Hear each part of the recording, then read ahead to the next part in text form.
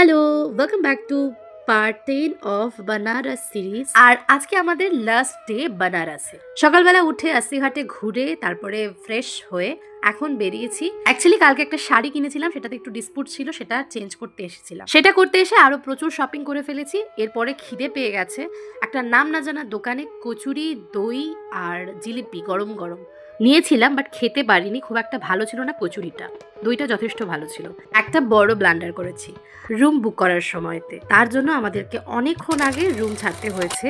আর সকালে যখন রেডি হয়ে বেরোলাম তখন আমরা লাগেজগুলো হোটেলে আর এক্সট্রা চার্জেস দিয়ে রেখে এসেছি। খেয়ে এসে অপশনাল কিছু পাচ্ছি না, কোথায় ঘুরবো সেটাও বুঝতে পারছি না। অগত্যা ডিসাইড করলাম যে অটো নিয়ে স্টেশনে চলে যাব আর ওয়েটিং রুমেতে ওয়েট করব। বাট মহাদেবের ডাকে এসেছি বস, টুইস্ট তো থাকবেই।